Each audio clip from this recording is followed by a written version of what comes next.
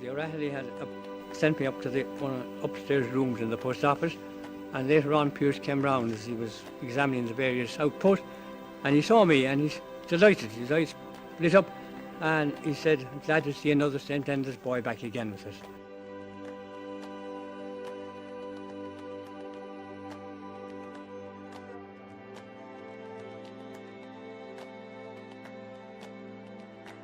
I had a motor car, O'Reilly's motor car, and I've been driving that around for a couple of days, collecting goods. Of course, when it came to the final point, we had to leave it as a barricade. Actually, my mother went down on Easter Monday evening to try and bring him home, because she felt, you see, my father was dead, and if anything happened O'Reilly, well, they'd be left without a father too, and they were only our two families were very close to each other.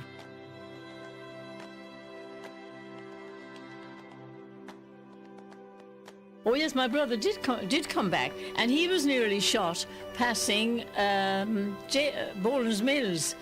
The men were all kind of very nervous, and when they saw my mother and my brother walking along this almost deserted street, they took a pot shot at them. Because when my brother got in the door, he said, "You know, I was perfectly safe in the GPO if she had left me there, but I was nearly shot on the way back." But he went back next morning to the GPO.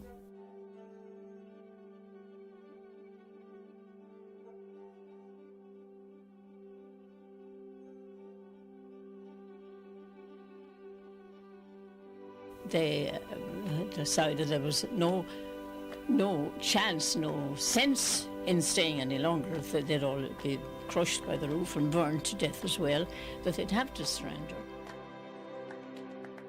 They dispatched an advance party led by the O'Reilly. His orders are to fight his way down Moore Street and set up a position to provide cover for the next wave of rebels abandoning the GPO. I think they waited till the last of us came round the corner from Henry Street, and then they let it all loose on us. Incessant heavy fire. An awful lot fell near me. 3 or 4. My friend, Lieutenant Paddy Shortus, I had chummed up with him only the previous day. We were friends, a very brief duration. He was shot dead beside me, and 2 or 3 others. And myself and about 6 others veered to the left-hand side of the street. And the O'Reilly was well in front, and he was shot there.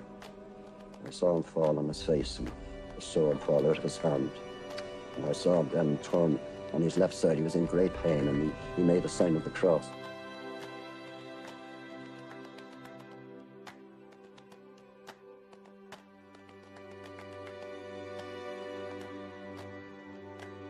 I wasn't actually in the Moore Street, and I heard of my uncle's death only 2 days later when I was in the castle.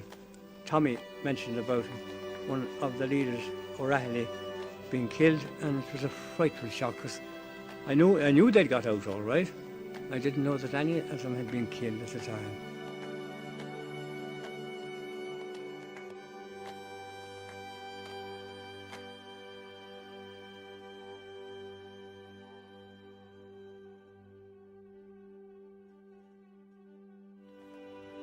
Written after I was shot. Darling Nancy, I was shot, leading a rush up Moore Street, took refuge in a doorway. While I was there, I heard the men pointing out where I was, and I made a bolt for the lane I'm in now. I got more. 1 more bullet, I think. Tons and tons of love, dearie, to you, and to the boys, and to Nell and Anna. It was a good fight, anyhow. Please deliver this to Nanny O'Reilly, 40 Herbert Park, Dublin. Goodbye, darling.